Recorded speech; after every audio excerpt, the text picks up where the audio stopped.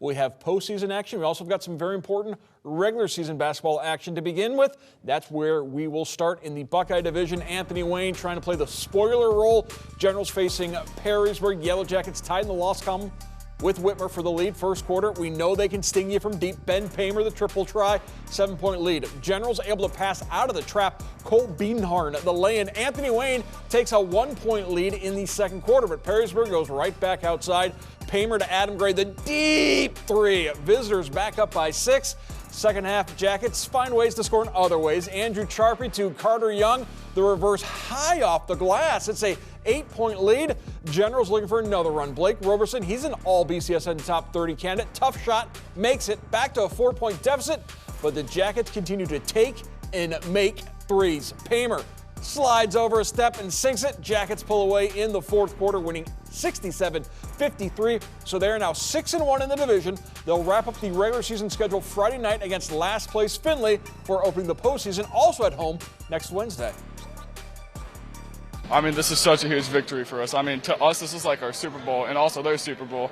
I mean, Perrysburg and Anthony Wayne all just pulled up to watch us and stuff, and it just means a lot to us and the community, and it was just a huge win for us on the road, especially here. It's just tough playing here, so it was a great team win overall. It's going to take a lot out of us, honestly. I mean, you can never underestimate Findlay. I mean, they're well coached, they got good athletes, so it's at our place too, and we'll take it to them. Joining us now from White House, Chris Schmidbauer and Brandon Bosch.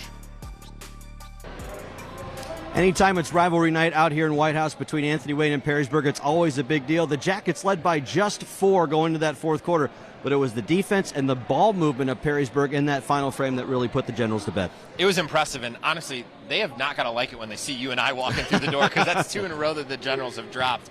But this Perrysburg team, it's impressive, and you mentioned it. The way they move the ball, they're very unselfish. They get a lot of different players involved. Their ability to score a high number of points really in a short period of time. They've got great outside shooting. They've got solid inside play. They're just a well-rounded squad, and you see why they're in the driver's seat in the NLL.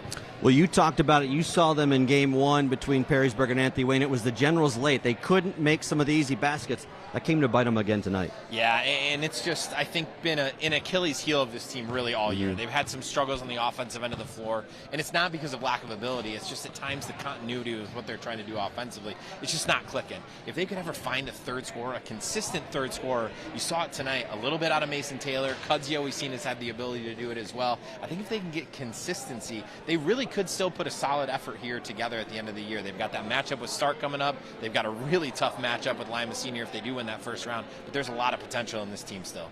Well, one more game for the Jackets left in the regular season. If they win that one against Findlay on Friday night, they share that Buckeye Division title.